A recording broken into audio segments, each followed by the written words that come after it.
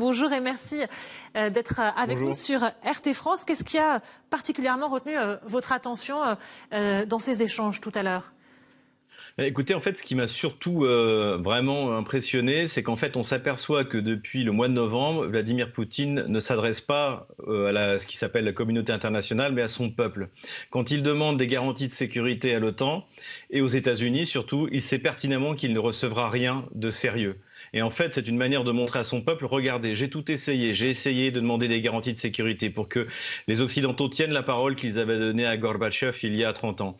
J'ai essayé de relancer les accords de Minsk, j'ai accepté une nouvelle fois de réunir le format Normandie avec les conseillers diplomatiques et tout cela ne donne rien. Personne ne veut faire appliquer les accords de Minsk et personne n'est capable, à commencer par Emmanuel Macron qui avait promis un cessez-le-feu, d'obtenir de Kiev un cessez-le-feu. Donc tout ça était parfaitement préparé parce que, eh bien, en fait, les Occidentaux, c'est comme Hollywood, c'est absolument pas original, ils sont particulièrement prévisibles. Et aujourd'hui, Vladimir Poutine déroule son plan et on comprend ce qu'il fait depuis le mois de novembre. Il a préparé la population russe, il a pris les réfugiés, il les a mis dans une vingtaine de régions russes pour montrer ce qui se passe réellement dans le Donbass. Et aujourd'hui, on atteint le point de non-retour et le plan de Vladimir Poutine se déroule sans accroc, il faut le dire. Parce que, selon vous, les accords de Minsk sont encore en vigueur aujourd'hui. C'est encore une réalité. Ces discussions, elles ont repris il y a quelques semaines. Mais jusque-là, est-ce que finalement c'était encore la préoccupation des uns et des autres pour régler le conflit au Donbass ? Mais en réalité, si vous revenez au texte initial des accords de Minsk, ils auraient dû être accomplis en décembre 2015. Or, en principe, ça fait déjà donc depuis plus de 6 ans que Kiev n'applique en rien les accords de Minsk et que les Occidentaux font mine de croire que la Russie est signataire des accords de Minsk. La Russie n'est signataire qu'en tant qu'observateur, comme l'OSCE. Les accords de Minsk concernent Kiev et les deux républiques autoproclamées. Donc, de toute manière, il est évident, et c'est ce qu'ont répété les interlocuteurs de Vladimir Poutine au sein du Conseil de sécurité nationale, que les Kieviens ne sont pas prêts à accepter les accords de Minsk pour diverses raisons, notamment parce que toutes les lois anti-russes et anti-russophones qui ont été prises depuis Maïdan seraient automatiquement annulées et que l'Ukraine serait fédéralisée par le fait que les deux républiques autoproclamées obtiennent un statut d'autonomie. Et c'est ça qui a fait qu'au bout d'un moment, les Russes en ont eu assez. Ils ont vu, et ils s'y attendaient, et ils y étaient prêts, que Kiev avait les mains libres pour lancer toute une série d'opérations de bombardement, de harcèlement, de sabotage tout au long de la ligne de front, même si Kiev, évidemment, n'est pas capable d'envahir le Donbass militairement. Et pour eux, ils ont décidé de sonner la fin de la récréation, mais en fait, en principe, ils auraient dû sonner la fin de la récréation en janvier 2016, lorsqu'il est apparu clairement que Kiev n'avait pas l'intention d'appliquer les accords de Minsk et avait dépassé encore une fois l'échéance. L'échéance, c'est décembre 2015. Et c'est bien ce qu'on a entendu pendant cette conférence, pendant cette réunion du Conseil de sécurité. L'envoyé spécial russe sur le conflit ukrainien, revenant sur l'enjeu du Donbass dans ses multiples discussions diplomatiques, a mis en avant eh bien, le fait que le processus de négociation autour des accords de Minsk, eh bien, on en est à zéro depuis 2015. C'est ce que vous venez de rappeler. Vladimir Poutine est allé dans ce sens-là aussi, expliquant que le processus de paix dans le conflit en Ukraine n'avait aucune perspective. Dans les faits, il était déjà mal en point et vous direz qu'aujourd'hui, quelle que soit la décision tout à l'heure de Vladimir Poutine, de toute façon, les accords de Minsk étaient morts. À partir du moment où la Russie ne reconnaît plus la République populaire de Donetsk et la République populaire de Lugansk comme territoire de l'Ukraine, on peut estimer effectivement que les accords de Minsk sont morts. Mais qui les a tués ? Ceux qui ont tué les accords de Minsk, ce sont les membres du Conseil de sécurité de l'ONU qui avaient voté pour la validation de ces accords de Minsk. Donc en principe, ce n'est pas seulement la Russie qui devrait prendre des mesures contre Kiev. Ce serait la France qui a voté également en tant que membre permanent. Ce serait les États-Unis qui ont voté en tant que membre permanent pour l'application de ces accords de Minsk. Contre l'accord de Minsk auquel tout le monde s'est opposé, et dont tout le monde parlait, dont tout le monde faisait semblant de croire, à commencer malheureusement par la diplomatie française, par Jean-Yves Le Drian, que la Russie n'appliquait pas les accords de Minsk, alors qu'encore une fois, les accords de Minsk ne s'appliquaient pas à la Russie. La Russie a répété maintes et maintes fois que c'était à Kiev de prendre des contacts avec Donetsk et Lugansk. Il y avait d'ailleurs, à l'issue des accords de Minsk, en fait, il y avait 4 groupes qui devaient se réunir régulièrement à Minsk et avancer sur l'application de ces accords. Il y avait un groupe politique, il y avait un groupe humanitaire, il y avait un groupe économique. Le quatrième, j'ai oublié, mais c'était dans des domaines comme ça extrêmement précis. Et c'est sur ces groupes de contact que les choses auraient dû avancer entre des représentants de Kiev, des représentants de Donetsk, des représentants de Lugansk, tout ça chapeauté par l'OSCE, par la Russie et également parrainé par la France et l'Allemagne qui auraient dû faire pression sur Kiev. C'est ce que demandait Vladimir Poutine, c'est ce qu'il a demandé Emmanuel Macron lorsqu'il est venu, de faire pression sur Kiev pour que Kiev applique enfin les accords de Minsk, c'est-à-dire échange de prisonniers tous contre tous, amnistie de tous les acteurs de ce qui s'est passé depuis 2014 et adoption d'une loi d'autonomie du Donbass, donc changement de la constitution ukrainienne et enfin élection à l'intérieur des républiques autoproclamées, une fois que la chronologie est quand même très importante, et seulement après la restitution de la frontière à l'Ukraine. Tout cela, Kiev n'a avancé dans aucun des domaines. Et au bout de 6 ans de retard, eh bien, il était temps que la Russie prenne une décision qui paraissait de toute manière inévitable. Alors la décision n'est pas encore prise. Vladimir Poutine doit se prononcer dans la soirée. Pendant ces échanges tout à l'heure du Conseil de sécurité, une alerte de l'agence France Presse est tombée. Paris demandant une réunion dès que possible du groupe de contact sur le cessez-le-feu. Est-ce que vous pensez que cette réunion tout à l'heure à Moscou, cette gravité qu'on sentait dans les échanges, est-ce qu'elle, malgré tout, pourrait agir comme un électrochoc pour les représentants qui font partie des discussions du format Normandie qui visent justement à relancer les accords de Minsk ? Je ne pense pas, puisque parmi les gens qui sont intervenus pendant justement ce Conseil de sécurité, vous avez Dimitri Kozak. Dimitri Kozak, c'est le conseiller diplomatique de Vladimir Poutine, que Vladimir Poutine a envoyé à la demande d'Emmanuel Macron reprendre contact avec le format Normandie. Donc vous avez une première réunion qui a eu lieu il y a à peu près un mois, une autre qui a eu lieu il y a à peu près une semaine. Et à chaque fois, Dimitri Kozak a fait une conférence de presse en expliquant, mais les Français et les Allemands, on a l'impression qu'ils n'ont même pas lu les accords de Minsk. Ils sont incapables de donner leur position sur les accords de Minsk. Est-ce qu'ils sont d'accord avec les accords de Minsk? Est-ce qu'il faut les appliquer ou pas? Donc la première réunion a lieu à Paris. Sur 6 heures de réunion, il y a eu une demi-page qui a été écrite, donc en fait rien. Donc les Français et les Allemands ont demandé 15 jours pour réfléchir. 15 jours après, il y a eu de nouveau une réunion à Berlin, c'était la semaine dernière.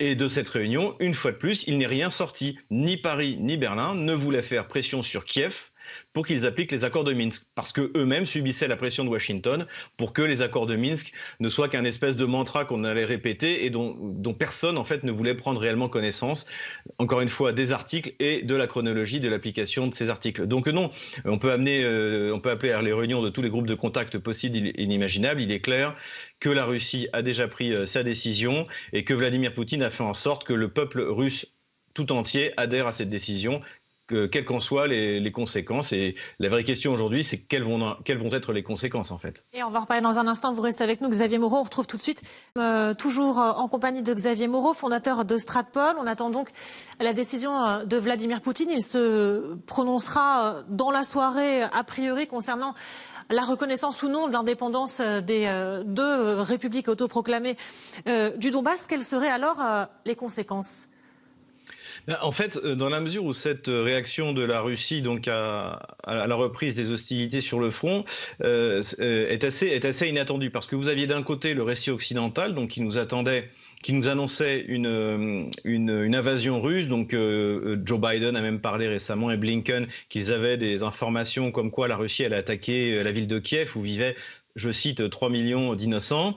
On avait d'un côté les Russes qui avaient dit clairement depuis déjà plusieurs mois que si jamais l'Ukraine se décidait à lancer une opération militaire contre le Donbass, et donc une opération de nettoyage ethnique, l'armée russe n'hésiterait pas à intervenir. Et là, finalement, on a quelque chose d'intéressant, dans le sens où la Russie va reconnaître donc les républiques autoproclamées. Donc ça, c'était pas du tout prévu dans le cycle des menaces de sanctions. Et la question qu'il faut se poser, c'est qu'est-ce que ça va entraîner? Est-ce que ça veut dire que l'armée russe va se déployer, comme en Ossétie du Sud ou comme en Abkhazie, sur les territoires contrôlés par la République de Donetsk et de Lugansk. Si c'est le cas, ça veut dire que là, effectivement, on peut parler d'une présence militaire russe en Ukraine, au sens des frontières reconnues par la communauté internationale, mais c'est pas non plus une invasion, puisque d'ailleurs, dans le narratif occidental, on nous explique que l'armée russe est déjà dans le Donbass. Donc en fait, aux yeux des Occidentaux, qu'est-ce qui va changer? Et ensuite, si on fait un parallèle avec ce qui s'est passé vis-à-vis de la Crimée, les sanctions contre la Russie n'ont pas sérieuses, je parle, n'ont pas été prises après la prise de contrôle de la Crimée par la Russie, mais après que le MH17 soit abattu, à mon avis, par les Ukrainiens. Mais ce que je veux dire, c'est que en soi, le fait que l'armée russe occupe les territoires des républiques autoproclamées ne va pas forcément entraîner toute une vague de sanctions. Et de toute manière, pour en finir là-dessus, si vous avez écouté la conférence de presse commune que Vladimir Poutine a fait il y a 2 jours avec le président Loukachenko de Biélorussie, il a dit texto, de toute manière, les sanctions, ils nous les mettront. Donc il n'attend rien de bon de la part des Occidentaux. Et la Russie est prête à tout. Dimitri Medvedev a donné une interview il y a 3 semaines où il a dit de toute manière, quoi qu'il arrive, qu'ils achètent notre gaz en euros, en dollars ou en yuan, ce sera la même chose. Vous avez vu également le directeur de la Sberbank, la plus grosse banque de Russie, qui a dit que avec ou sans le SWIFT, eh bien la Russie réussira à travailler. Donc on est quand même face à une Russie qui a complètement, comment dirais-je, changé sa position. Et oui, il y a votre petite fille qui visiblement est très intéressée par nos échanges, Xavier Moreau. Un dernier mot. Les échanges diplomatiques, ils se multiplient ces derniers jours, ces dernières heures. On a évoqué tout à l'heure cet échange entre Vladimir Poutine et Emmanuel Macron, qui s'était entretenu avant cela avec Joe Biden, le président américain, avant de rappeler hier soir Vladimir Poutine, le président russe. Est-ce que si Vladimir Poutine reconnaissait tout à l'heure l'indépendance de ces 2 territoires, est-ce que ce serait un terme net à toute autre discussions? Elles sont prévues avec une rencontre entre Jean-Yves Le Drian et Sergei Lavrov vendredi après-midi, une rencontre aussi qu'on évoque entre Joe Biden et le président russe prochainement. Quelles vont être les étapes après la décision de Vladimir Poutine ce soir, si elle était favorable à cette reconnaissance? Écoutez, je pense encore une fois, comme je l'ai dit, si on regarde un peu la manière dont ça s'est fait, il est certain qu'après cette reconnaissance, les relations entre la Russie et les Occidentaux vont empirer. Mais maintenant, il faut que la réponse soit proportionnée, parce que si vous voulez, si les Occidentaux déploient les seules sanctions réelles qui leur restent, c'est-à-dire en fait c'est le SWIFT. De toute manière, l'Europe occidentale ne peut pas, et l'Europe en général ne peuvent se priver du gaz russe. Les exportations de pétrole russe vers les États-Unis n'ont jamais été aussi importantes qu'en 2021. Donc, il n'y a pas beaucoup de moyens de pression sur la Russie. Les quelques moyens de pression, c'est les semi-conducteurs, c'est-à-dire que les Américains obligent Taïwan et la Corée du Sud à cesser de vendre des microprocesseurs à la Russie. Mais là aussi, la Russie peut se tourner en partie vers la Chine, qui a bien avancé dans ce domaine-là. Donc, si vous voulez, il n'y a pas beaucoup de possibilités de sanctionner la Russie. Et surtout, la Russie, en revanche, peut sanctionner sévèrement les pays occidentaux. Et surtout, l'Allemagne, qui dépend du gaz russe à 55%, n'a tout simplement pas les moyens de sanctionner la Russie. Donc, je pense que dans la mesure où on n'a pas assisté à une invasion de l'Ukraine, et notamment la prise de Kiev, ou même la prise de Kharkov ou d'Odessa, qui sont des villes... Kiev, Kharkov, Odessa, Zaporozhye, c'est des villes qui sont prêtes à rejoindre la Russie demain, si on leur propose, vous voyez. Mais on n'a pas assisté à ça. On a assisté simplement à la reconnaissance de jure de quelque chose qui existe de facto, c'est-à-dire que la République populaire de Donetsk et celle de Lugansk sont désormais ne font plus partie de l'Ukraine, mais ça, dans la réalité, pour y être allé chaque année depuis 2015, je peux vous dire que c'est quelque chose d'incontournable. Donc après, tout va dépendre de la manière dont les Occidentaux, dont une partie de l'établissement américain, une partie des néoconservateurs français qui contrôlent le Quai d'Orsay et le ministère de la Défense, va vouloir utiliser ça pour essayer de recréer un rideau de fer avec la Russie. Mais le pire n'est jamais certain. De toute manière, on va être fixé, je pense, d'ici la semaine prochaine sur le niveau de réaction qu'on va avoir. Ce qui est clair, en tout cas, c'est que c'est un échec pour Joe Biden. c'est un échec pour Emmanuel Macron, et c'est un échec pour Zelensky. Aujourd'hui, le pouvoir du président Zelensky en Ukraine est vraiment fragilisé et tout peut arriver, y compris un soulèvement des milices ultranationalistes ukrainiennes, par exemple. Merci beaucoup pour votre regard sur la question de l'indépendance, notamment des républiques autoproclamées de Lougansk et Donetsk. Merci Xavier Moreau, fondateur de Stratpol. Et on retrouve